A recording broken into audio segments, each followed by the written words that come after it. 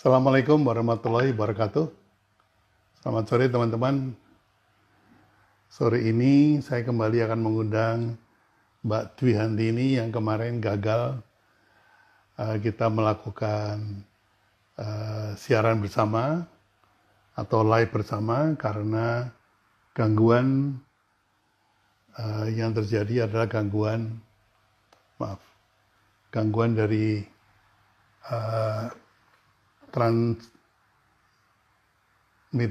atau gangguan dari internet. Nah, mudah-mudahan sore ini kita bisa mengundang Mbak Dwi kembali untuk kita bahas tentang bisnis Azikra. Ya, bisnis Azikra ini sudah cukup lama ditangani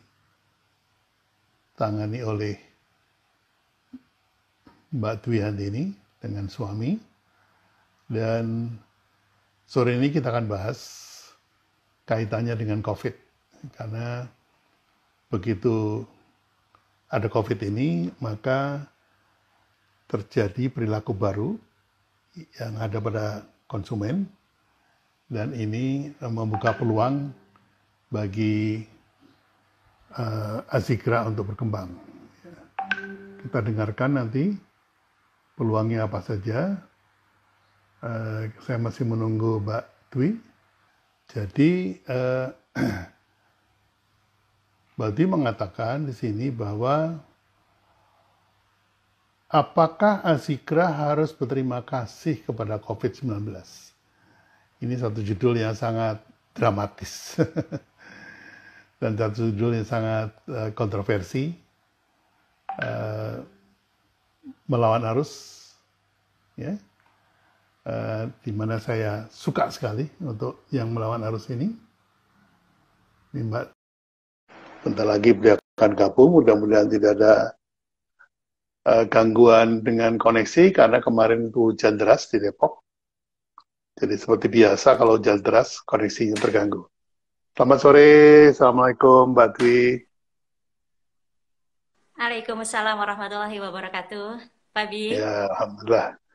Alhamdulillah suara suaranya sudah. jelas. Alhamdulillah. Ya, jadi saya sudah mulai barusan cerita sedikit-sedikit tentang Azikra, tapi tentunya lebih afdol kalau Anda yang menceritakan, karena pastinya dari first hand information akan lebih bagus ya. Istilahnya kalau balapan kuda itu lebih baik kita bicara sama kudanya daripada sama jokinya. Silakan Mbak Dwi. Baik kita bicara sama kudanya. Silakan Mbak Dwi. Baik, Bismillahirrahmanirrahim. Assalamualaikum warahmatullahi wabarakatuh. Pertama, Waalaikumsalam. pertama-tama kita panjatkan puji syukur kehadirat Allah Azza wa Jalla. Sore ini kita bisa berjumpa di acara live bareng Pak Bi. Yang kemarin kita nggak bisa ya Pak Bi ya, karena ada Ya, terganggu. Allah, dan sekarang Alhamdulillah lancar Insya Allah. Eh, Dan terima kasih banyak kepada Pak Bi yang sudah mengundang saya kembali ke sini untuk kedua kalinya selama musim COVID ini. Kesempatan yang luar biasa bagi kami. Terima kasih Pak Bi. ya.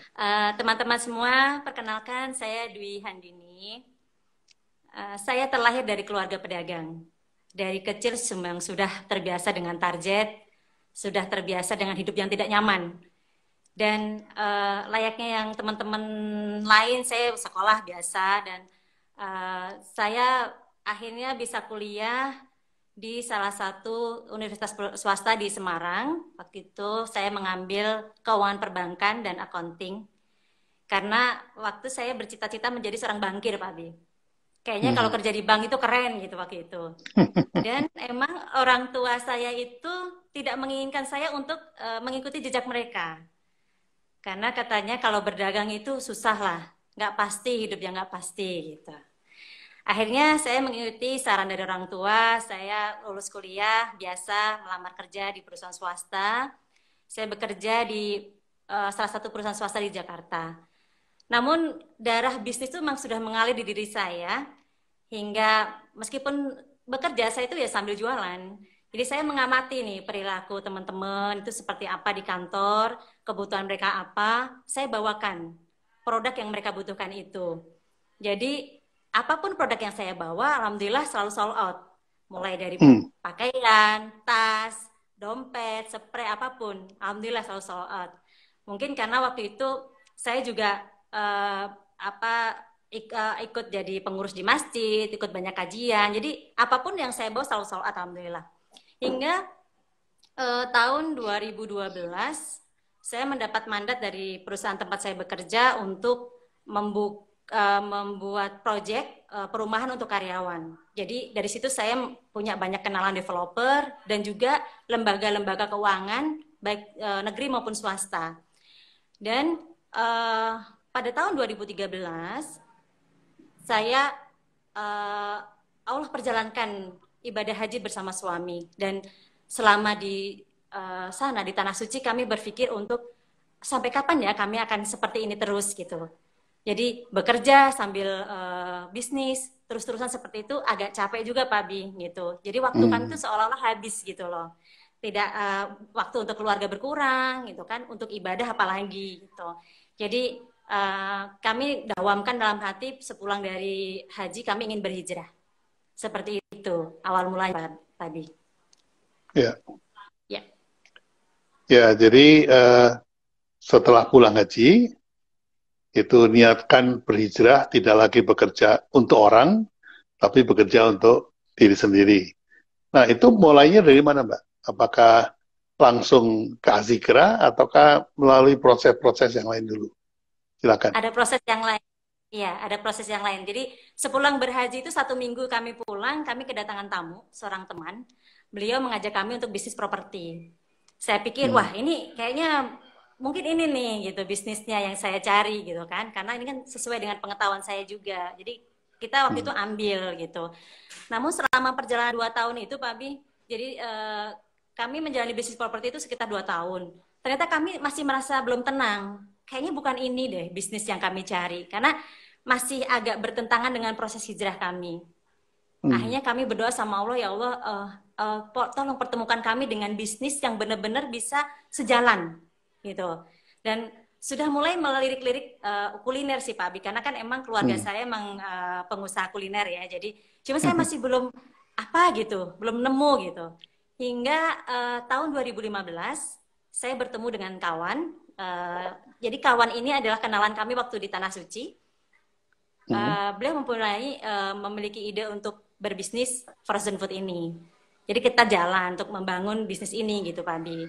Dan qadarullah karena beliau sibuk banyak bisnis yang lain, akhirnya tahun 2015 Azikra murni kami jalankan berdua, saya dan suami, seperti itu.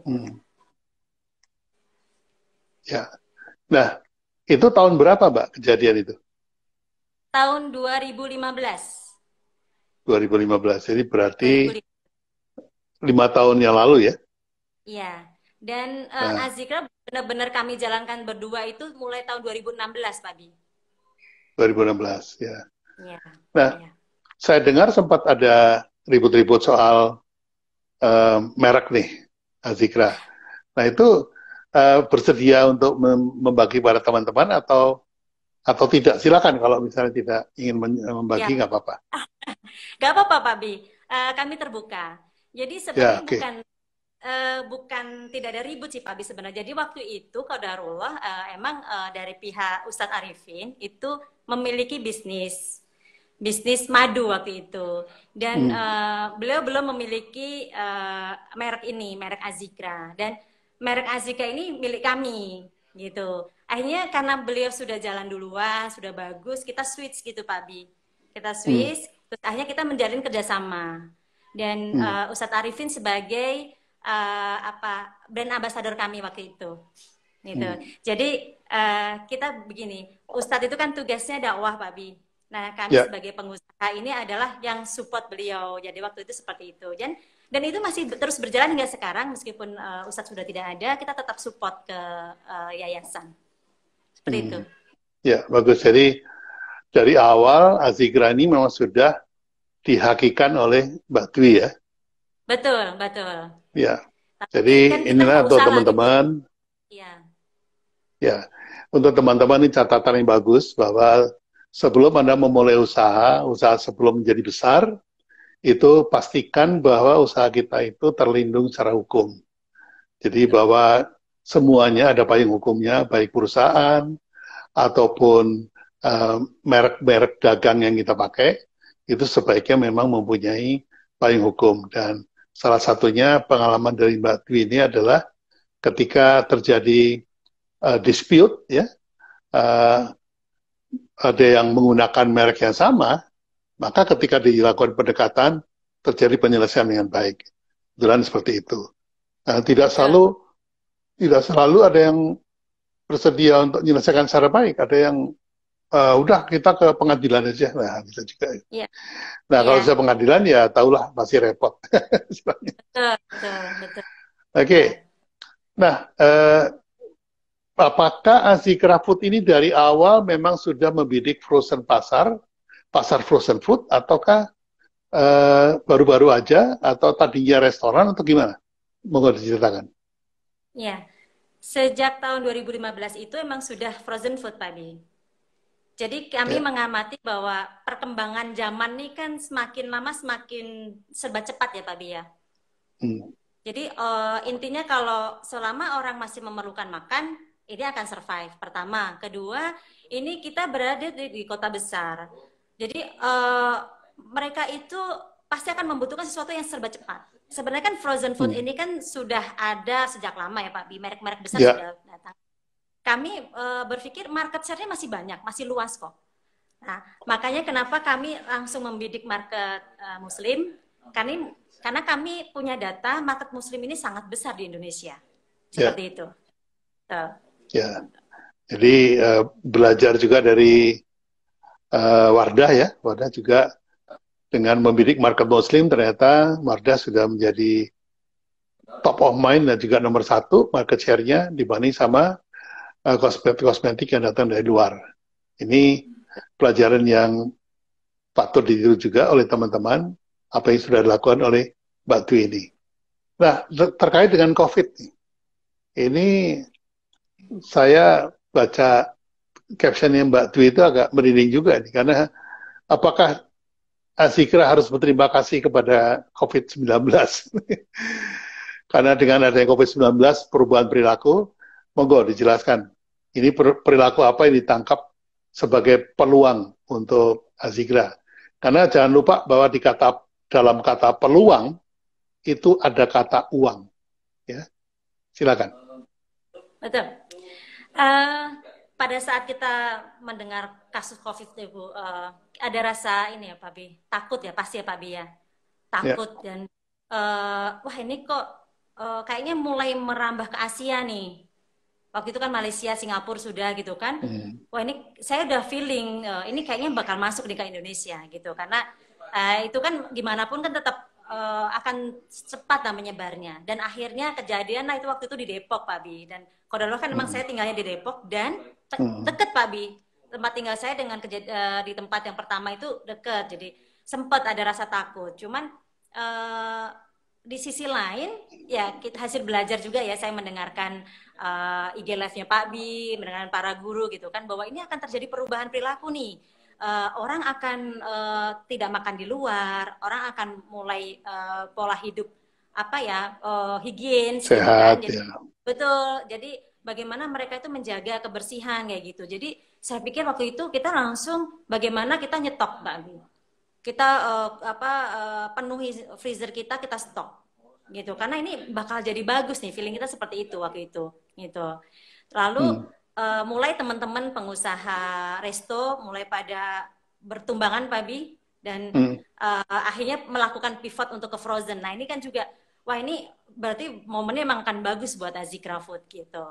Jadi langkah pertama kita stok kita kebut Pak Bi gitu. Hmm. Lalu kemudian ada PSBB ya Pak Bi ya.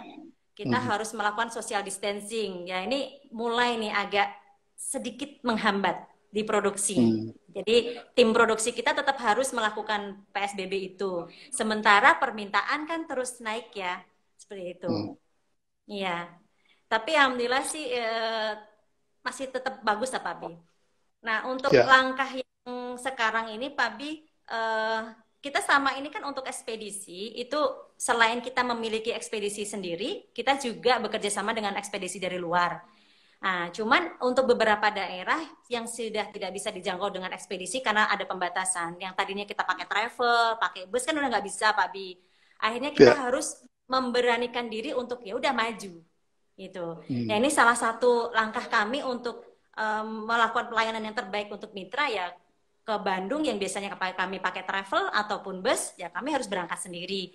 Dan ini yang Pantura yang biasanya bisa pakai bus, kami harus berangkat sendiri. Seperti itu. Hmm. Itu masih bisa ditembus oleh mobil box untuk delivery ke Pantura dan segala macam itu masih bisa.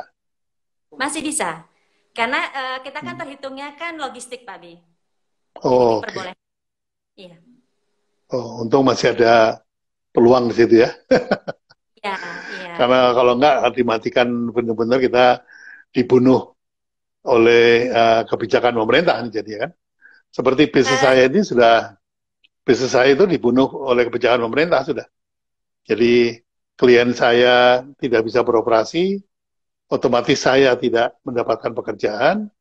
Kemudian saya ada bisnis workshop yang tadinya sudah uh, yang mendaftar sudah uh, lebih dari 100 orang gitu. Tapi begitu ada COVID ini ya otomatis semua dibatalkan. Jadi akhirnya selama 1-2 bulan memang kita betul-betul bingung gitu, artinya ini mesti banting setir kemana gitu ya. Apalagi harus pivot kemana gitu. Sampai kemudian pelan-pelan perilaku baru muncul bahwa teman-teman itu bersedia untuk membayar uh, workshop lewat online. Nah ini apa namanya menjadi peluang baru untuk kita juga. Yang sebelumnya karena begitu begitu ada larangan itu langsung saya switch ke online, itu belum ada mm, tanggapan, Mbak. Belum ada tanggapan karena belum terbiasa perilakunya. Karena iya, mindsetnya teman-teman ini kalau namanya belajar itu ya di kelas. Dan iya. kelas itu ya harus ada guru, ada murid.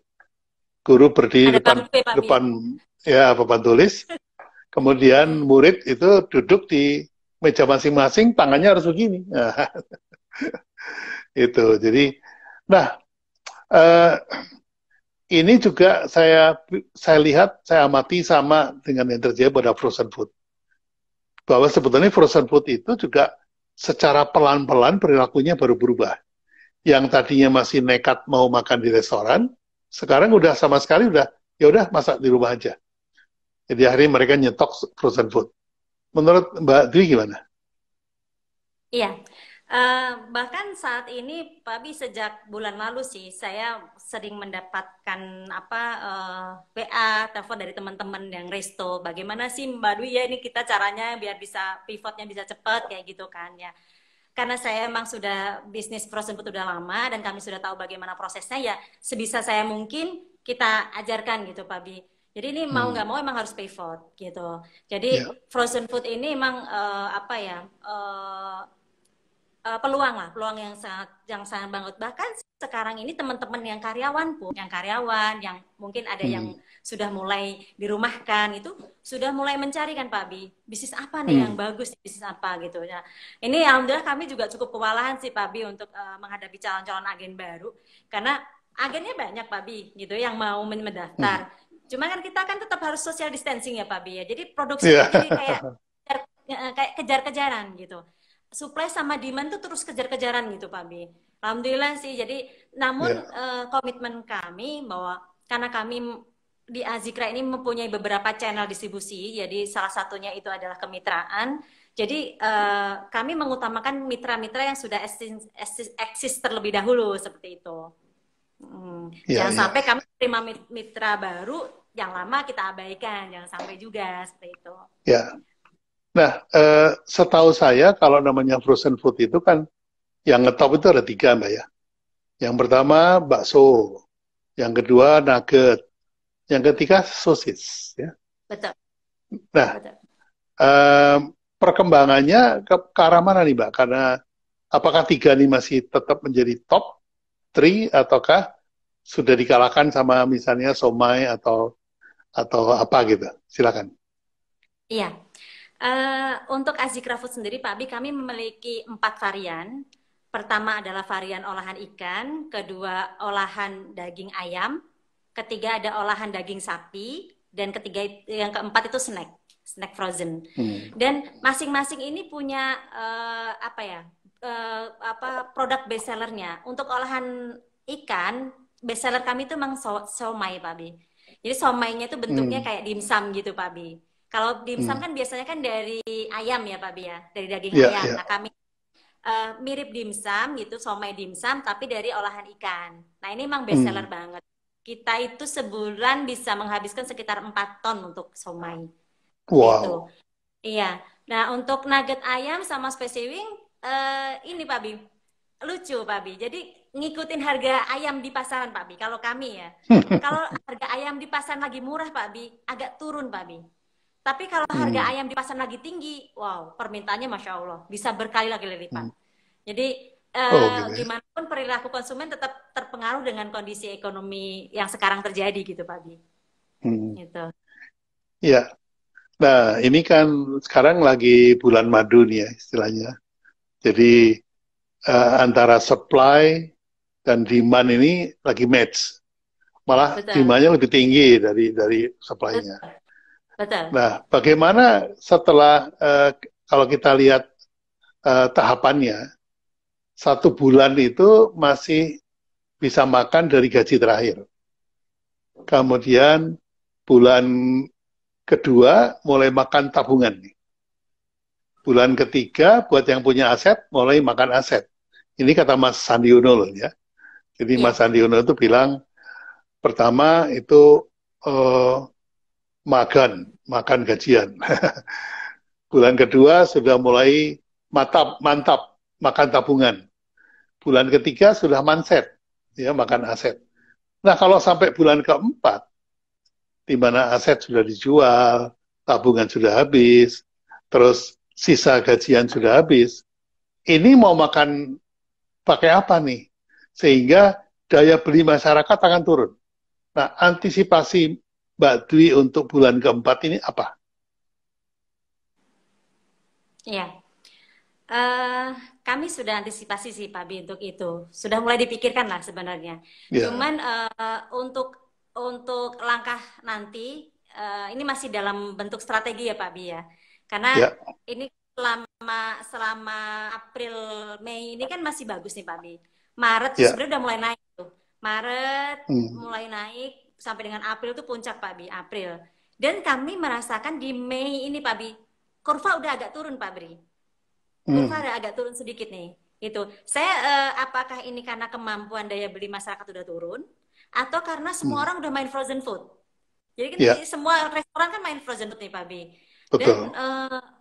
Dan kompetitor kami itu nggak hanya yang brand-brand besar, sekarang itu UKM-UKM itu pun juga sudah mulai masuk ke rumah tangga. Cuman kami sih tidak khawatir karena untuk frozen food itu kan dibutuhkan perizinan ya Pak Bi ya.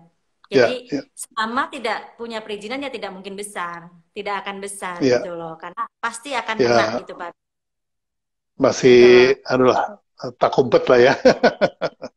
Tuh, jadi masih umpet-umpetan gitu loh. Nah kalau berbeda dengan Azikra Food, kami kan untuk sertifikasi halal MUI udah ada, BPOM-nya juga sudah ada, jadi tidak ada hambatan. Nah mengenai perilaku yang tadi Pak, kondisi yang pendapatan mulai turun itu sudah mulai Pak Bi, tapi masih belum yang ini sih, cuman agak berasa sih, sudah agak berasa sih. Ya harapan kami semoga ini cepat berlalu ya Pak Bi, karena tergantung kebijakan dari pemerintah juga ya Pak Bi ya. Bagaimana ini nanti akan diberlakukan seperti apa nih ke depannya? Karena kan kemarin sudah mulai dibuka ya Pak Bi. Sudah mulai dibuka, jalanan sudah mulai macet lagi gitu. Ya semoga aja tidak menambah lagi korbannya gitu kan. Gitu. Dan ini teman-teman yang tadinya bekerja di rumah sudah mulai ngantor. Nah, ini harapan kami ini bisa jadi stabil kembali gitu. Ya kayaknya setelah 2-3 bulan di rumah sudah mulai terdidik bahwa kita harus sadar tentang kesehatan ya. Jadi Iya. boleh keluar rumah kalau pakai masker, cuci tangan setengah jam sekali, dan jaga jarak ya. Setelah itu dipatuhi, saya kira apa namanya pertumbuhan dari COVID itu bisa di stop, meskipun Bisa di. tidak lagi lockdown di rumah. Gitu. Karena kalau Betul. lockdown di rumah memang betul-betul mematikan usaha semua orang ya. Nah, seperti itu. Betul. Betul. Nah, Betul. yang menarik kita bahas adalah turunnya daya beli ini, Mbak. Jadi ini juga sekaligus mungkin dari bahan pertimbangan Mbak Dwi. Nah, turunnya daya beli itu harus, menurut saya harus disikapi dengan variasi produk yang istilahnya substitusi. Kalau tadinya misalnya apa ya sosis gitu ya, harganya katakanlah 10.000 gitu. Nah, sekarang Anda harus punya substitusi dari sosis yang harganya mungkin lebih rendah, tapi kualitasnya nggak turun. Mungkin ukurannya lebih kecil, atau mungkin, nah, hal semacam ini menurut saya perlu kita pikirkan ya. Karena Iya. uh, saya pernah ngalamin pada waktu Krismon tahun 98. Itu McDonald itu kan andalannya adalah Big Mac. Ya. Big Mac itu gede dan mahal. Dua, dua lapis, dua tingkat. Kemudian kita ciptakan produk substitusinya yang namanya Little Big Mac. Iya. Little kok big gitu kan, tapi aneh kan. Tapi diterima oleh masyarakat bahwa, oh ya ini berarti versi murahnya dari Big Mac. Nah, ini menyikapi turunnya daya beli dari masyarakat. Jadi barangkali Oh, itu juga, barangkali ada bakso mini, atau barangkali iya. ada apa ya, sosis mini gitu ya, yang Iya. itu Iya. akan menangkap waves yang baru akan datang, Oh, di mana udah nggak punya tabungan lagi. Nah, itu iya. perlu kita Iya, pikirkan. makasih Pak Bi. Ini saya agak-agak lost di situ ya, nggak begitu pakai pikiran gitu untuk Mm-mm. membuat menu yang lebih kecil, yang lebih ekonomis lah ya Pak Bi. Tapi Ya, dengan betul. tidak mengurangi rasa gitu. Iya, iya. Oh ya, Betul. Siap. kualitas nggak boleh dikorbankan ya. Tapi Ya, siap. ukuran mungkin bisa dikorbankan. Karena orang juga mindsetnya itu sudah menghemat. Jadi ukuran pun jadi kecil gitu. Kalau Siap. makan sosis pun sekarang saya kalau dikasih sosis satu, saya bagi dua. Dikasih paha ayam satu, saya bagi dua. Karena itu kita menciptakan sebuah apa mindset ya, di mana Betul. uh, ini akan mendidik kita untuk berhemat. Seperti kita pakai masker itu kan juga awalnya ragu-ragu, lama-lama jadi yakin gitu. Nah, seperti Betul, itu. betul, betul.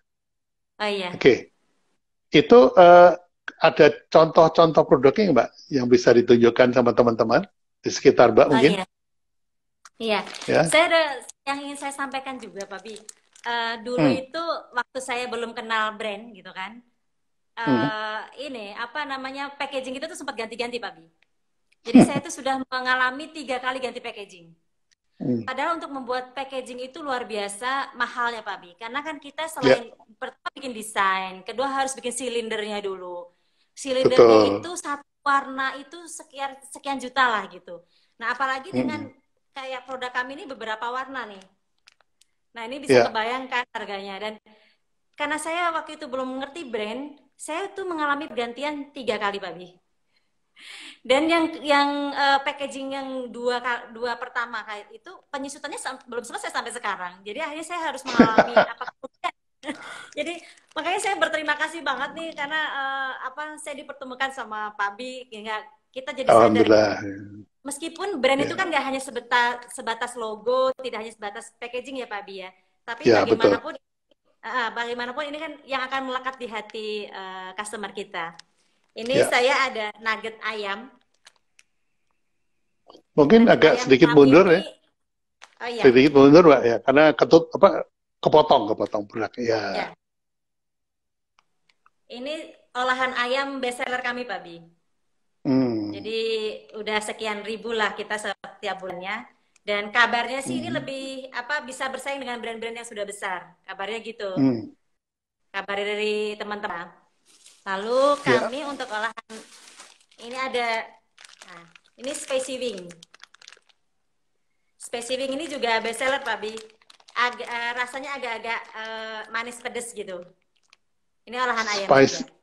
spicy wings itu apa? Spicy. Wings ya? Wings ya Wing, memang. chicken wing. Iya, Oh, oke. chicken wing. Chicken wing ya. Dan ya, Oke. ya.